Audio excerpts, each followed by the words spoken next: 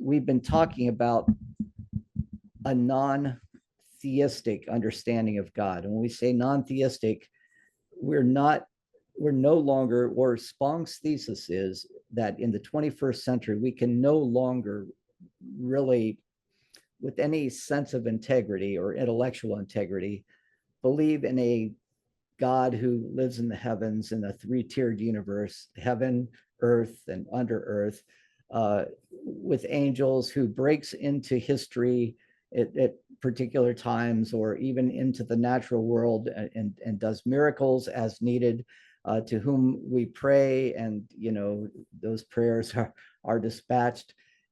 That understanding of God, according to Spong, just does not, whether we know it or not, many people, they hold fast to that understanding of God and don't really acknowledge or realize the contradiction of the life they lead, because in living in the modern world as we do, much of our approach to the world, much of our worldview, much of the way that we understand how science works, for example, is in direct contradiction, or at least conflict, with that traditional understanding of God.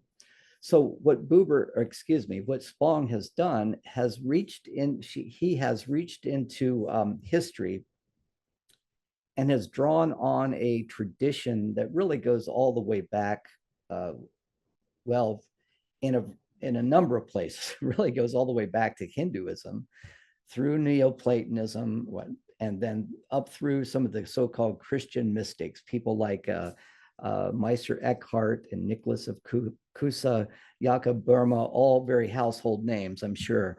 But these folks had an understanding of God that was not theistic. Instead of God above, it was God within, or actually it's more accurate to say that all things exist in God. This is the idea of panentheism, that God still transcends the world. God cannot simply be reduced to the sum of all of the world's parts, but the world itself exists in God. And I had a little graphic last time that kind of worked pretty well. Here we go. So actually, let's not think about, I won't talk about pantheism, because this is very misleading. I do not believe that there is truly a pantheism out there. What I think it is a misunderstanding of this panentheism that we're going to talk about. But this idea of deism, where God is removed from the world, or a dualism, which is what Spong is referring to as theism, has passed out of our understanding, according to Spong. What he's proposing is this idea that the universe itself, all of the created world, exists within the being of God. And so he uses a term from Tillich, called, Tillich often referred to God as the ground of being. The reason I'm bringing up Buber is because Martin Buber, a Jewish theologian, heavily influenced by this mystical tradition that we're talking about, also heavily influenced by the Kabbalah and the Hasidic movement of the 19th and 20th century in Eastern Europe, which understood God as being present and immanent in the world, and thus able to be experienced. And the one drawback to understanding God as the ground of being is that it does not expand on, or doesn't provide a kind of dynamic understanding of God as personal. It's one of the great things about the Christian word, actually the Western traditions, Judaism, Christianity, and Islam, is that God has personality. God is able to love. God is able to feel, and thus is in relationship to the world. I think what Spong is getting at in terms of understanding God as the ground of being can be much more helpful to us if we think of God not so much as ground of being, which is impersonal, but as the foundation of personal relationships that can exist between humans and between humans and the world. Buber believed that our natural identity is one in which we recognize an empathy with all people, with all things. There is personality. It's like we're all swimming in the sea of personality, right? And we can empathize with others. He calls this the I-thou relationship. The problem is, however, is that we cannot help but live in a world that is filled with objects, what he refers to as the I-it relationship. And, we can't help but live in that I-it world. We eat things, we manipulate things, and we do so as objects. Those things are objects to us, and usually they're manipulated for our purposes, right? Whether it's nature or whether it's animals or whether, unfortunately, it's other human beings. The problem, says Buber, is that we allow ourselves to live 100% in the I-it world, never realizing that there's a world beneath that in which personality can be recognized among people. So what's important, and Buber refers to this world as the eternal thou, the eternal you, the foundational personality that allows for all personalities in the world to relate to each other. It's like we're swimming in the sea of personality. But unfortunately, we allow ourselves to live always in the I-it world, which leads us to manipulate others, which leads us to think about others as means to an end instead of ends in themselves. That's Immanuel Kant right there. But every now and then, Buber says, we have glimpses of this profound personality that eliminates, erases all of the I-it comprehensions that we have of people.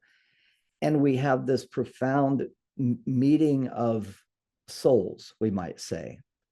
We recognize that I and you exist in this common personal understanding, and that empathy that exists between us presents itself in love. And that is what is true humanity, is the ability to love another by first recognizing yourself in that other, and in that experience recognizing that you're all part of this eternal you. I think that's much closer to Christianity than this idea of a ground of being, which sounds, rather impersonal. Buber's not easy to read, and unfortunately, he was not a very good teacher either, or so I'm told. But his texts, if you spend time with them, and you really work your way through them, they come to sink into your consciousness as a profound worldview in many ways. Every particular thou, every time I look at you as a particular person, there is that potential thou, that personality that's there, that's sometimes eclipsed by our I-it understanding. I don't see you as an object, but I see you as another subject. Every particular thou or you is a glimpse through to the eternal thou. I can see in Al there. I can see in Constance. Naturally, I live in the I-it world. I can see them as objects, but every now and then, I am given an entree into the eternal you through that relationship I have. By means of every particular thou, me, you, the primary word addresses the eternal thou. In our relationships, whether with animals, whether with creation, whether with each other, we ultimately can come to address the eternal you, which is the source of our personality, which is the basis of Christian theology, that God is love. So Buber has a very personalistic understanding of God. God does not want to be believed in, to be debated and defended by us, but simply to be realized through us. We have the potential to help others realize the presence of God in the world. And I think this is very close to what Spong is trying to do, though he's not mentioning Buber. He does mention Tillich. I'm not even sure if he does throughout this book. I guess we'll find out. Buber's difficult to explain. I hope I've given you a glimpse into his understanding of the world. It's a world of personality that unfortunately is eclipsed by our own, dare I call it, sinfulness. Any thoughts about this? Yeah, am I unmuted? No, you're good. Oh, okay. Yeah, I just kind of want to look at a couple of these words. Do you want to talk about the difference between you and thou, or is that too obvious? Oh, it um it's not obvious. It's a word that Buber was using because in the middle of the 20th century, when Buber was writing, God was often referred to as thou. But here's the other thing: when Buber was writing in German, there are two types of second person singular. There is the du, which is what you use for your friends and family. It's a very intimate understanding, but there's also sie, which is a very formal understanding. So if most people I live in the world with, I would refer to in German as sie. It's just a very professional way to talk, and it's a very proper way to talk. But I go home at the supper table, and with the people that I sit around the table with and whom I know very well and who know me very well, I refer to them as du. You are, it's an intimate understanding. So Buber's German book was called Ich und Du, I and you, and referring to this idea that every person has the potential to be that du, right? That very intimate understanding. And the source of that possibility lies in the eternal du, right? The eternal thou. That got translated into English as thou. Simply, the King James Version referred to God in this way. And many people say this is a very unfortunate translation, but we don't have a way to convey in English the intention or the maybe irony of the title in German, right? Ich and du. A lot of times thou sounds to people who are not really familiar with that like a more formal Yeah, term. yeah, I know. That's the irony. And ironically, it's yep, the I don't know what the alternative would be, but I don't know. this book has come to be so popular that it's referred, they've kind of retained that language. And Sure. it's unfortunate. So any other thoughts about this? I just have one other thing. Okay. That in the last sentence, God wants simply to be realized through us. Does that mean either to be made real through us or to be recognized through us, or maybe both? No, both. Remember in our previous book, Spong was talking about the image of God, that we are called to bring that forth in ourselves, right? That's what this is really referring to. Okay. In that, and in some ways, this is the incarnation idea. Remember, Spong was referring earlier to the fact that we need to get rid of this idea that Jesus becomes God in this form, truly man and truly God. Well, we all have the potential to do what Jesus did, and that is to incarnate, to bring into a concrete existence that can be recognized and is tangible the presence of God. Jesus did it most perfectly, but it's not something that is beyond our scope as well, though we will do it imperfectly, right? Um, and that is our calling as the image of God. Also, part of our calling is to try as best we can to realize that we live in an I-it world. In other words, we live in a world where our natural tendency is to manipulate things around us, even including other human beings, right?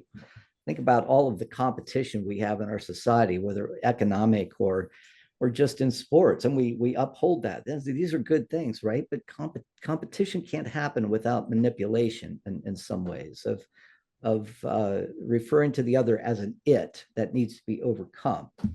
We see this in economics. We see this in every aspect of our life. We live in a competitive culture. Um, and in so doing, we can't help at times but to look at others as objects standing in the way of our success. And Buber, writing in the middle of the 20th century, having experienced World War I, having experienced World War II, saw where that kind of orientation and can lead us. And so, having said that, I do want to refer to this idea of original sin. And this is one of Buber's, excuse me, this is one of Spong's theses. Remember how Spong sets up the book. There are certain doctrines of the Christian faith that need to be set aside, and we need to reinterpret them, deconstruct and reconstruct them so that they're meaningful for our time and place. One of those is the idea of original sin. The biblical story of the perfect and finished creation from which we human beings have fallen into original sin is pre-Darwinian. It's pre-Darwinian mythology and post-Darwinian nonsense, right? We have to find a new way to tell the old story. And I want to go over this rather briefly because we're pretty familiar with the old story. But remember what Spong wants us to do is, when we acknowledge a Darwinian evolution, we can't ever imagine that there was a time in our created world that all things were perfect, all things were stable and absolute, right? This is really a Platonic idea. This is an idea that comes through the Christian tradition. I would say it's not even Jewish. It is Christian. How did it come to be Christian? Well, the guy who came up with this idea, or the one who popularized original sin, reading it in Paul, but through the lens of his background in Platonic and Neoplatonic philosophy, was St. Augustine. St. Augustine of Hippo, who lived in the early 5th century and is one of the great interpreters of the Christian tradition.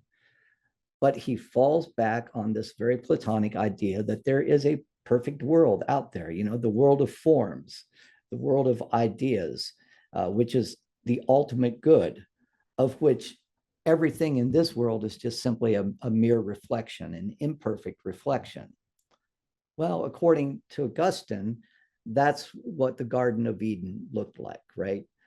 And because of human disobedience, human beings fell away from that perfection and thus carry with them this imperfection that we call original sin that we pass on through our children. And because of this, there was the need of redemption. So Jesus comes in order to redeem the world, to bring it back into a relationship with God that isn't, the perfection of Eden, but nevertheless, a bridge is built so that we can return to God. This informs our doctrine of baptism, that children are washed, if you will, of original sin in a ritualistic way. It informs our understanding of the Eucharist as well, that through the meal we are able to participate in the life of Christ and thus be redeemed. That, according to Spong, needs to be set aside. So what do we do with this story of the Garden of Eden? Well, the one thing we want to do, says Spong, is not try to interpret it literally. Jews never have tried to interpret literally. We must understand how mythology works in the world. So, given what we just said about Buber and about how we live in the I, it world, and how we can't help but live in the I, it world, but we sometimes lose touch with the fact that that's not the ultimate world that we should live in. Could we, given that understanding, could we begin to see the myth of the Garden of Eden? Not a literal story, but a myth, a story that's symbolic of human experience. Can we begin to see that as a story that reflects our tendency that living in the presence of God, living in the presence of the eternal you, we nevertheless sometimes get lazy and want to be satisfied simply with the I, it world, where I manipulate others as objects instead of recognizing my connection with them on a very personal level. I think this is probably the best way to look at this myth, and really it draws upon Jungian archetypes. The story of Adam and Eve and the tree of knowledge of good and evil really has a parallel in the Epic of Gilgamesh as well. Gilgamesh, actually, the story of Noah and the Ark has a parallel there as well. It's pretty clear that the authors of this text, which was written, this story particularly was written probably around 950 BCE, the Adam and Eve story, where Adam is seduced, if you will, by Eve to eat the fruit from the tree of the knowledge of good and evil. It's not an apple, by the way, that's Milton. It's just simply the fruit of the tree of the knowledge of good and evil. There are some people, just as an aside here, actually believe that that is not a bad thing because it gives human beings this new understanding of the world, right? We come to see ourselves as part of a dynamic world in which change is taking place. We don't live in this perfect world, but change is happening around us. But at the same time, we can't control the change, and so we try as best we can to do so. And in so doing, we tend to walk on others, right? Can we begin to look at that myth as a symbolic tale that reflects something of human character, that reflects something of a universal human experience? And Carl Jung, of course, would say yes. You might know a little bit about Carl Jung through a series that came out several decades ago now, unfortunately. But the series was called I think it was The Meaning of Myth, or it was Joseph Campbell's series, The Meaning of Myth, I think it was referred to.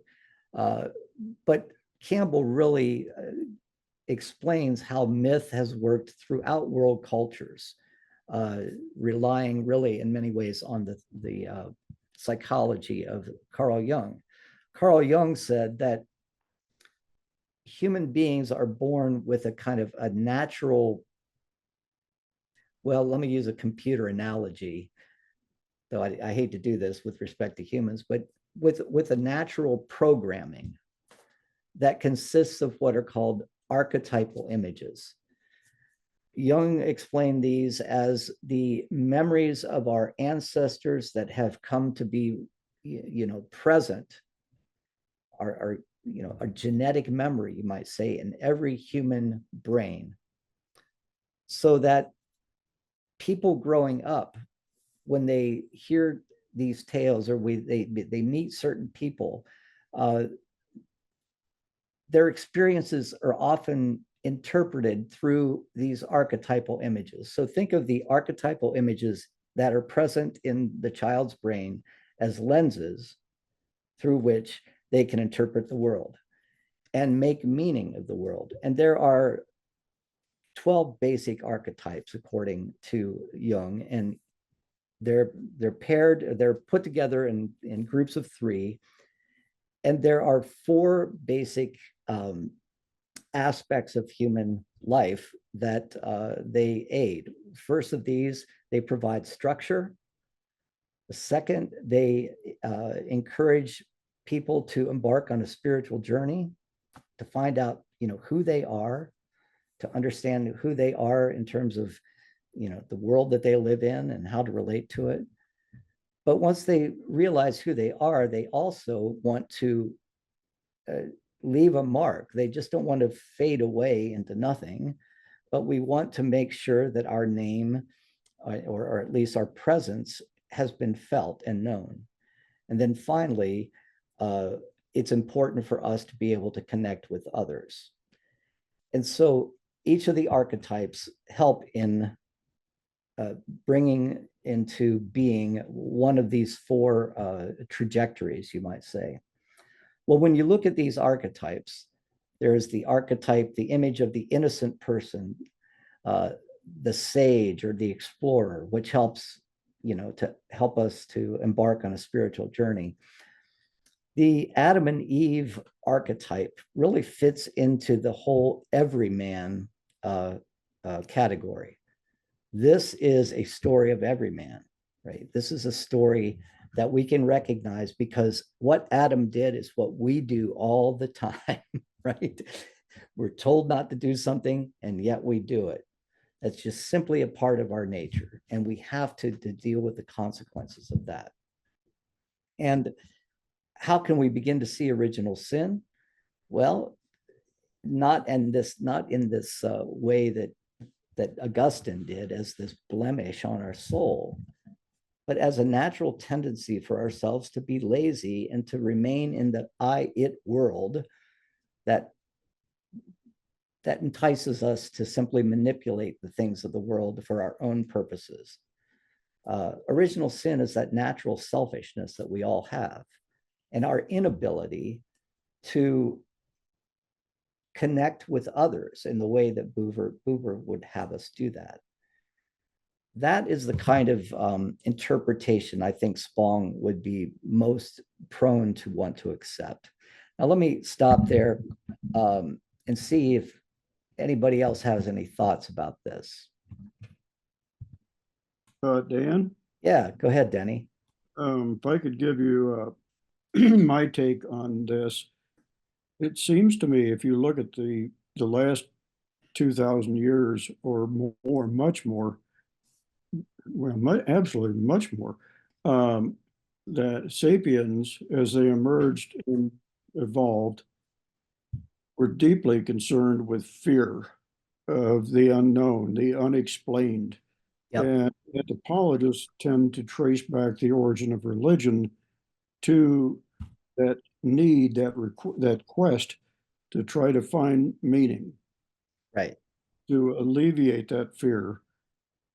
And that fear, I'm suggesting, is baked in over 2,000 years. I'm talking about the Jewish Christian era Yeah. through 2,000 years, generation to generation to generation. That is so apparent today, even today, certainly today in American politics, in many Christian church denominations. Right. Fear is, put aside social control, just fear of the unknown, and if you've learned that in socialization from birth to 5, 6 years of age, Yeah. man, trying to come to grips with Martin Buber is a tough row to hoe in terms of putting aside these almost Freudian, Jungian, deep-seated, Yes. feeling that there's subliminal and just kind of, oh my gosh, Yeah. you can't go there for a lot of people because Right. it seems to me what we're talking about today assumes that love is more important than fear. And I'm not sure a lot of people can even come close to that today. Because what does fear do but others, if I can use that as a verb? Fear is based on the othering of the thou, right? The othering of the you through whom I can experience God. We cannot experience God in any other way, says Buber, except through the I thou relationship. It can't be done just on your own, you know. God is experienced through others. Original sin, if we can use that word, comes to be that tendency on our part not to want to experience the presencing of God through another, but wanting to see the other as someone we fear, and thus as an object to us who is not like us. I think this falls in line with what Spong would say is a good 21st century understanding of what we do naturally. And you, Denny, have taken your anthropological training and looked at it, and it comes pretty close to what we're talking about here. But there is that leap of faith, right? That leap of faith that has to be taken. And you know, I try never to get too political, but when I think about the two political movements that we have right now in our culture, one of them is emphasizing fear, right? And othering. And you need to be safe from that other who's crossing our borders. And by gosh, you know, if without me, you're never going to be safe of that. And the potential to look at that other as somebody much like myself in whom I can experience God is not even there, right? And now the other take on this, the other tack is the Democratic Party, which is trying at least to emphasize this idea of diversity and humanity among all people. You know, at least that seems to be the theme that we're getting. Anytime that we fall into, and it happens on both sides of the aisle, anytime we fall into this othering in our politics, in our church, we are basically cutting off the opportunity to know God. And we're not even talking about knowing God through the Bible. This is a very deep-seated experience that we can have in our souls, we might say. Yeah, fear, Denny, I think is the motivator of the othering that takes place that Buber is talking about in the so-called I-it world that we live in. And just, Dan, go ahead.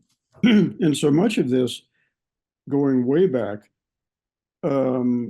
was really driven, it seems to me, by the external natural forces of weather, climate. I mean, look at climate change today.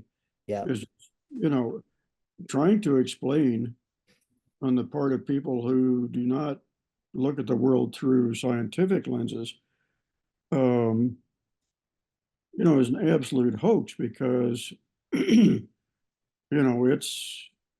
it's something that God has ordained, I suppose, for so many people. It's fear of,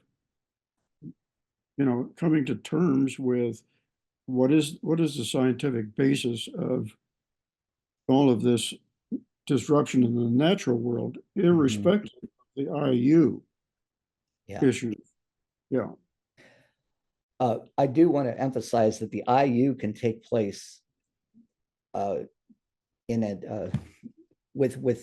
non-human beings as well as human beings. So it's not just a human anthropocentric type of idea. It takes place most readily, you would think, with human beings, but you can have an IU experience with a tree. And Buber even talks about that. Now that sounds absolutely crazy, right? But if all things in the universe are existing in God, then God is as much a part of, or no, I should say that tree is as much a part of God I almost fell into the pantheism thing. That tree is just as much a part of and reflection of God as, you know, my human neighbor. So the I thou I you relationship, ich und du relationship, can happen anywhere, anytime. Buber talks about a experience he had with a house cat. You know, a cat that happens to me all the time. A cat looking at me. You know, but this sense, this intuitive sense that I see you, you see me, right? Very interesting stuff. Um, but anytime that's eclipsed, anytime that becomes an impossibility because of our emphasis upon living in this world of objects and wanting to manipulate it as such, then we have fallen short of the image of God in us, and the potential for the IU relationship. Any thoughts before we move on to the virgin birth, which is the fourth thesis? Dan, I'd like to jump back to Buber just before we close out that chapter, because I thought it's awfully interesting, and particularly your observation that he is really more conducive to a Christian understanding from a layperson's point of view, at any rate, than Yeah. Tillich. So I was curious enough to drag out my old copy of I and Thou Yeah. that I've had apparently since 1970. Yeah. And apparently, and according to this, it was originally written in 1920. Right. And in 1970, it was retranslated, and the grandson of Buber contacted this Professor Walter Kaufmann, Walter Kaufmann. and he was a philosopher and a German, and apparently a well thought of translator, because at least in 1970 he was known for having the premier translation of Faust. And he talks about, and I think does a good summary of Buber. And I'd just kind of like, before we leave him, just to read about a Oh, paragraph here. please. I What he can has- talk all day on Buber. The sacred is here and now. The only God worth keeping is a God that cannot be kept. Yes. The only God worth talking about is a God that cannot be talked about.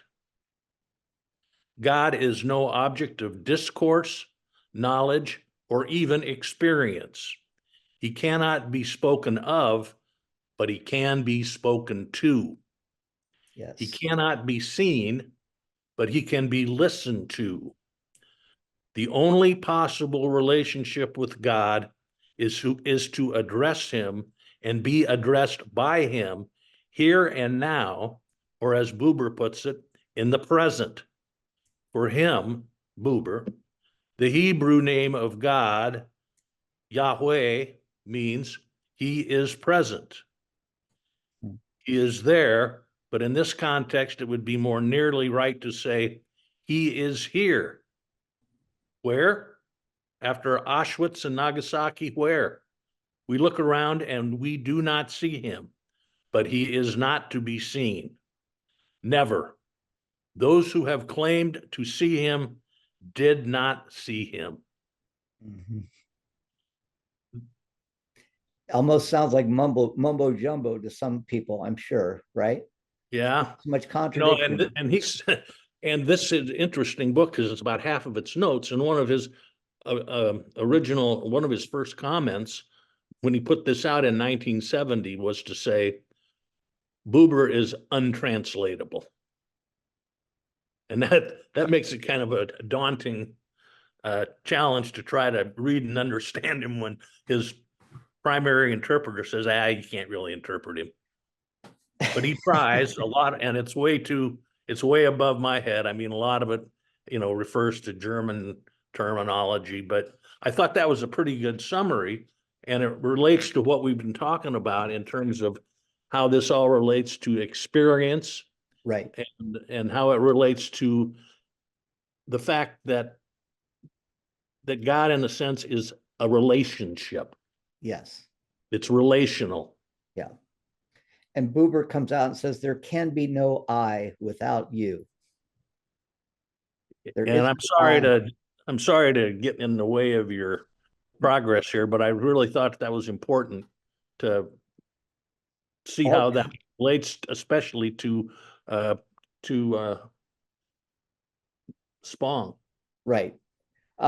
You're not getting in the way of the progress because, like I said, I absolutely just love Buber, and I'm just aware of how much he's influenced the way that I look at the world. I come back to read him after maybe not having been gone for about 20 years. You don't get a chance to teach Buber in college. He is tough, right?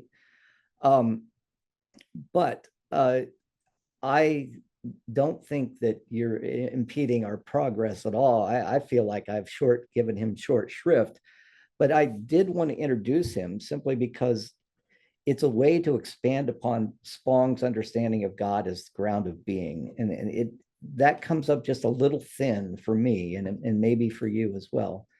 But as God is the ground of personal relationships that is best expressed in love and is most incarnate in the person of Jesus Christ, that is the kind of thing that I can live with in the 21st century. It doesn't refer to God coming down from the heavens and becoming magically transformed into a fully God, fully human being who has to be sacrificed on the cross. No, it's a here and now experience where God is present, and redemption, if you will, is also able to be experienced over and over again. It cannot be manipulated to be experienced. It cannot be, but it's a matter of grace when it does, when you do experience it. I was talking to Kylie Wenberg about this, and she talked once about this experience she was in a Waffle House of all things. I think she went to a wedding and they all went out to a Waffle House, and this whole Waffle House, this place was just overwhelmed with people. There's a poor kid behind the counter who was just doing his best to stay on top of it, eggs and sausage and all that kind of stuff. But he goes over to one of the tables and there's this baby that's looking at, sometimes you have these little cardboard things that hang from the ceiling that, 3 eggs for $1.50 or whatever advertisement. And the baby's looking at it. And this kid recognizes this, and he just goes and he spins the advertisement, to kind of delight the baby. And Kylie said that was just an epiphany for her. It was this revelatory experience that, in the midst of all this inhumanity in a Waffle House, of all places that humanity can somehow break through, those are the moments of grace that Buber would talk about. So any other thoughts? Thank you, Mac, for actually drawing out the book. You actually had it. And that's, yeah. And Walter Kaufman is the translator that everybody refers to. He wrote the biography of Buber called Along the Narrow Ridge, I think it was. I'll have to look at that again. I don't know if that's the exact title. I did come up with the title of the Joseph Campbell series. It was called The Power of Myth, and it was a big PBS series. Any other thoughts before we move on? Well, if you want to get into something controversial, and I cannot help but every time that we stand in church and recite the Apostles' Creed, to think of how all of you are reciting that creed after having read Spong, because basically the creed is being torn apart. Spong is making the argument that this is a vestige of a long gone worldview that's primarily informed by Greek dualism. So what needs to happen, says Spong, and we've seen some of this in his biblical literalism book, so I I hesitate to go over it in too much depth, but it's still pretty fascinating stuff. But this idea of virgin birth, imagine that, I mean, so foundational to the Catholic tradition, especially in the veneration of Mary, and so many other aspects of Christianity. Spong says the virgin birth understood as literal biology is totally unbelievable. You know, biologically, that's impossible to happen. It just doesn't happen. Far from being a bulwark in defense of the divinity of Christ, the virgin birth actually destroys that divinity. That is his thesis. So moving on, let's talk about, this tale of two cultures, and let's talk about mythology and how it was understood in the Jewish tradition, and how the person of Christ came to be indoctrinated literally in the creeds. The veil that a Jewish understanding of Jesus passed through was that of Greek philosophy. And Greek philosophy in its Platonic form, at least, was very, very dualistic, right? You had heaven and you had earth. One was perfect, one was imperfect. One was the realm of eternity, one was the realm of time. And somehow the eternal God breaks into the realm of time and the two become one. And now we have to figure out how God can be perfectly God and perfectly human in one human being. There's so much about our creeds that at least implicitly lead us to believe that there's something bad about this world and there's something good about another world. And so we keep coming back to that old Appalachian hymn, this world is not my home, I'm just passing through, right? My treasures are laid up somewhere beyond the blue. The angels beckon me from heaven's open door, and I can't feel at home in this world anymore. That dualism is everywhere in Christianity. And some have suggested that this is the source of or one of the sources of our ecological problems. We've lost the sacred understanding of the world, of nature. So when it comes to all of these doctrines, Spong wants us to deconstruct. Let's find out what they meant when they were put together, why they, what was the worldview that created them. And then after we've deconstructed them, let's reconstruct them for our present worldview. And the virgin birth, to put it very simply, for Spong, just has no place in our current worldview. And it's a doctrine that really isn't very well supported in the Bible. And I'll talk about where a lot of this came from. Matthew is the person that really introduces the idea. And then, of course, St. Augustine got a hold of it. I need to tell you, St. Augustine is the one who's written a lot of Christian theology that we still hold to. But St. Augustine, before he converted to Christianity, was a Manichaean and basically debauched himself in every possible way. He lived the life of what we would call the sinner, out drinking, carousing with women, sleeping with women. And in his conversion, he came to just simply, what's the right word? Negate all of that and to see it as evil and to see it as part of the world, So anything having to do with physicalness, anything having to do with sexuality, anything having to do, with this world that he once was happy enough to enjoy, he basically wanted to negate. And so the doctrine of the virgin birth actually fits into this in a way that I hope we'll be able to talk about eventually. But when we look at the Bible, and remember what Spong likes to do, he likes to remember that the New Testament, what we can know about the historical person of Jesus, was written at the earliest texts we can find were written probably around 48 to 52 of the Common Era by Paul. And then after that, in 70, Mark was written, 85, Matthew, about 90, Luke, and then the Gospel of John in about 100. But if we look at Paul, Paul doesn't know anything about the virgin birth. In fact, it's rather interesting that the only thing that Paul does say, one of the very few things that Paul says about, Jesus' earthly life, is that he was born of a woman in Galatians 4:4. Just kind of a throwaway thing, born of a woman, but no virgin birth. If you get to the Gospel of Mark, we don't get a sense that Jesus is understood as having had a miraculous birth. In fact, you do get a sense of, a reference to Mary. Paul never referred to Mary. He just referred to this woman that Jesus was born of.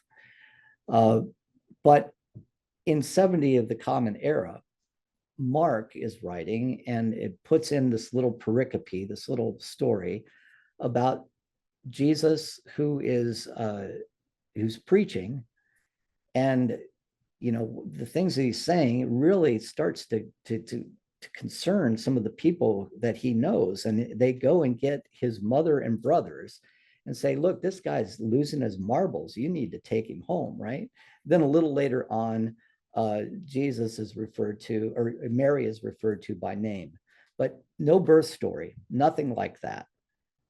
In fact, there's kind of the implication in this that Jesus, as the son of Mary, is a man who was base born. Because in the Jewish tradition, if you were the son of somebody, it was the son of your father, right? A very patriarchal tradition. Why not son of Joseph? Well, in Mark, are we seeing a reflection of maybe a narrative tradition of people questioning Jesus' birth, of Jesus' legitimate birth, that he was an illegitimate child, that he was base born? And by the way, Jewish opponents of this really took this up. And the whole story about Jesus came to be that Mary was a prostitute, and she slept with a Roman soldier by the name of Pantera, which means all earth, which is like pig pen, right?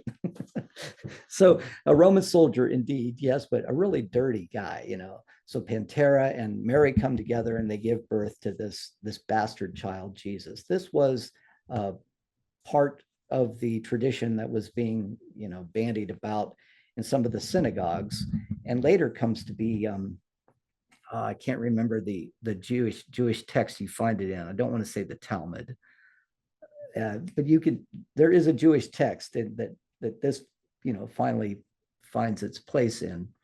But we don't get any of this idea of the virgin birth until about 85 of the Common Era, and this is where Matthew introduces the virgin birth in a way that is still very patriarchal in its approach. And you probably remember that some of the narrative features of the birth stories, of which there are only two, the Matthew story and then the story in Luke, actually do not coincide with each other at all. Different geography, different people to whom the good news is proclaimed. A lot of things just don't match up. Now, what we do, and Spong has this nice little 2 or 3 pages of reflecting on sitting through Christmas pageants in North Carolina, right? He probably knows every bathrobe in this small town of North Carolina. But what we do at Christmas time is we put those stories together. There was a star in the east, and there were wise men, and there were shepherds, and they all show up at the stable, which, by the way, was never mentioned in scripture. And they find Jesus wrapped in swaddling clothing and lying in a manger. And, it's the whole Christmas pageant. But reading those stories individually tells us something about the author. And for Matthew, it's a story in which patriarchy plays a role, because we all know that prior to the Christmas story, it was Mary who was visited by an angel, right? And the angel said, "Fear not, you are going to be blessed among all women because you carry within you the Messiah." And Mary responds with this Magnificat, this song of liberation. My soul magnifies the Lord, for he has looked with favor on his lowly servant. And by the way, something that is reflected in the Song of Miriam in Exodus, by the way. So that connection, Mary's Magnificat and Miriam, the sister of Moses, a song of redemption from exile in Exodus, they're parallel with each other. So Matthew is at least wanting to make that connection, that the person who is, Luke is wanting to make the connection that the person, the Messiah who is yet to be born, is going to be a liberator, just like Moses. I'm sorry, I'm getting the stories confused. It's easy to do. But Matthew's story is very patriarchal. An angel, well, Joseph, the first time we hear about Joseph, he's betrothed to Mary, and unfortunately, she is going to have a child. I can't remember if they're married or not. I'm going to have to reread this because the story gets a little crazy. But Joseph, not wanting to put her through the abuse of the neighbors, decides to marry her secretly, right? But the angel says, "Don't worry, this child is going to be, this child was conceived by the Holy Ghost." And then from there, the child is born in Bethlehem, where Mary and Joseph appear to be living, right? And there's a star that appears over the house where the wise men, it doesn't say three magi, it just says the magi come, and they find the child in the house, right? Not in a manger. That's the story we get in Matthew. And I'm afraid that's where we're going to have to stop. I thought we'd be much further along, but it doesn't really matter.